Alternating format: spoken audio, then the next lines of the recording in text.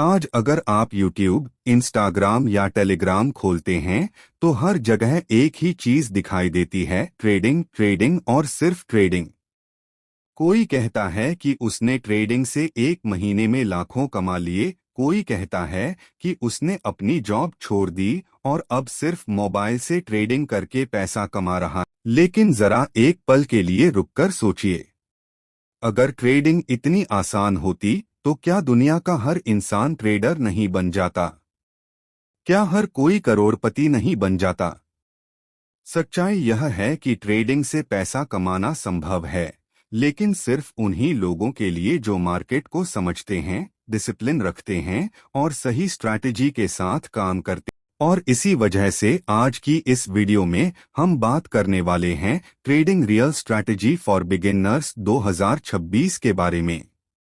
यह कोई fake promise वाली स्ट्रैटेजी नहीं है। यह कोई ओवरनाइट रिच बनने का फॉर्मूला नहीं है, बल्कि यह एक प्रैक्टिकल अप्रोच है जिसे समझकर कोई भी बिगिनर धीरे धीरे ट्रेडिंग सीख सकता है। अगर आप बिल्कुल नए हैं, अगर आपने अभी अभी ट्रेडिंग शुरू की है, या अगर आप बार बार लॉस खा रहे हैं और समझ नहीं पा रहे कि गलती कहाँ हो रही है, तो यह वीडियो आपके लिए बहुत इम्पोर्टेंट होने वाली है। इसलिए इस वीडियो को आखिर तक ध्यान से देखिए, क्योंकि यहाँ हम सिर्फ स्ट्रैटेजी नहीं बल्कि ट्रेडिंग की असली साइकोलॉजी भी समझेंगे। सबसे पहले एक बहुत जरूरी बात समझ लेते हैं, ट्रेडिंग कोई गेम नहीं है, यह एक स्किल है। जैसे डॉक्टर बनने में सालों की पढ़ाई लगती है, जैसे एक एथलीट बनने में सालों की प्रैक्टिस लगती है, उसी तरह एक प्रॉफिटेबल ट्रेडर बनने में भी समय, पेशेंस और डिसिप्लिन लगता है। लेकिन प्रॉब्लम यह है कि ज्यादातर बिगिनर्स मार्केट में आते ही जल्दी पैसा कमाने की कोशिश करने लगते हैं। वे सोचते हैं कि बस एक सही इंडिकेटर मिल जाए, एक सही सिग्नल मिल जाए और पैसा आना शुरू हो जाएगा। लेकिन असली ट्रेडर्स जानते हैं कि मार्केट को किसी एक इंडिकेटर से नहीं समझा जा सकता। मार्केट एक साइकोलॉजी है, एक बिहेवियर है, जहां लाखों ट्रेडर्स की इमोशंस मिलकर प्राइस मूवमेंट बनाती हैं। इसलिए ट्रेडिंग सीखने का पहला स्टेप है मार्केट को समझना। मार्केट हमेशा 3 फेजेस में मूव करता है, अप ट्रेंड, डाउन ट्रेंड और साइडवेज। अप ट्रेंड का मतलब है कि प्राइस लगातार हायर हाइस और हायर लोज बना रहा है, यानी बायर्स मार्केट में स्ट्रांग हैं और प्राइस ऊपर जा रहा है। डाउन ट्रेंड में इसका उल्टा होता है, प्राइस लोअर हाइस और लोअर लोज बनाता है, यानी सेलर्स स्ट्रांग हैं और प्राइस नीचे जा रहा है। और साइडवेज मार्केट में प्राइस एक रेंज के अंदर घूमता रहता है, न ज्यादा ऊपर जाता है न ज्यादा नीचे। बिगिनर्स की सबसे बड़ी गलती यही होती है कि वे को इग्नोर करके ट्रेड ले लेते हैं। वे रैंडम जगह पर बाय कर लेते हैं या रैंडम जगह पर सेल कर देते हैं। लेकिन एक्सपीरियंस्ड ट्रेडर्स हमेशा एक सिंपल रूल फॉलो करते हैं, trend is your best friend. इसका मतलब है कि अगर मार्केट अप ट्रेंड में है तो बाइंग अपॉर्चुनिटीज ढूंढो, और अगर मार्केट डाउन ट्रेंड में है तो सेलिंग अपॉर्चुनिटीज ढूंढो। ट्रेंड के खिलाफ ट्रेड लेना बिगिनर्स के लिए अक्सर रिस्की साबित होता है। अब सवाल आता है कि ट्रेंड को पहचाने कैसे? इसके लिए कई तरीके हैं, लेकिन बिगिनर्स के लिए सबसे सिंपल तरीका है मूविंग एवरेजेस का इस्तेमाल करना। उदाहरण के लिए 50 मूविंग एवरेज और 200 मूविंग एवरेज। अगर प्राइस इन दोनों एवरेजेस के ऊपर ट्रेड कर रहा है तो मार्केट जनरली बुलिश माना जाता है, और अगर प्राइस इनके नीचे ट्रेड कर रहा है तो मार्केट बेयरिश माना जाता है। लेकिन सिर्फ ट्रेंड पहचानना ही काफी नहीं है। अगला स्टेप है सपोर्ट और रेजिस्टेंस को समझना।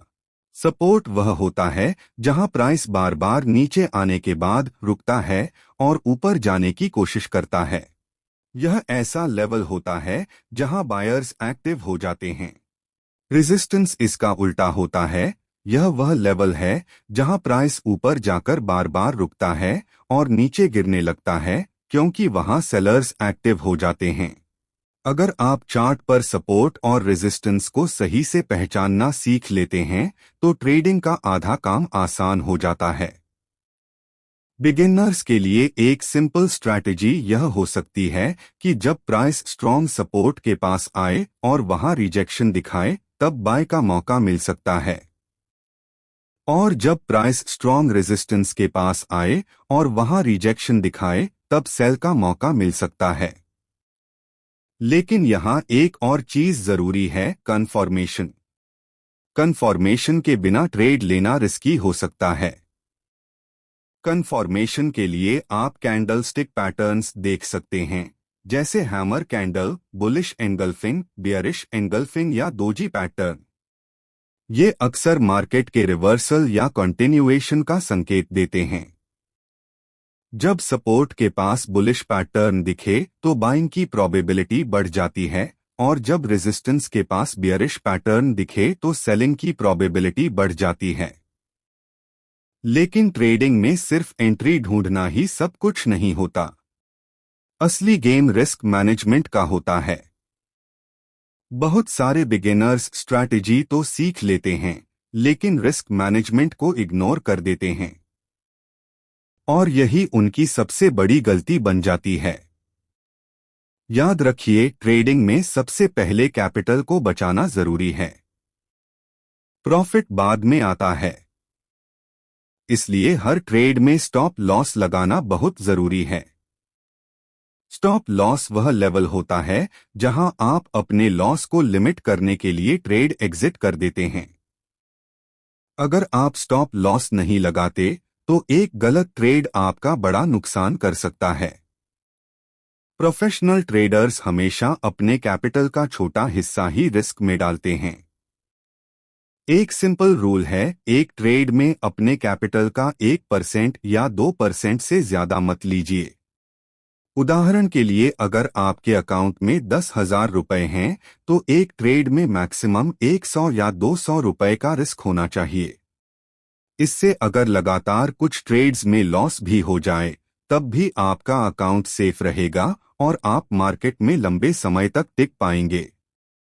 ट्रेडिंग में सर्वाइवल बहुत इंपॉर्टेंट होता है, क्योंकि जो ट्रेडर मार्केट में लंबे समय तक टिकता है वही इवेंचुअली प्रॉफिटेबल बनता है।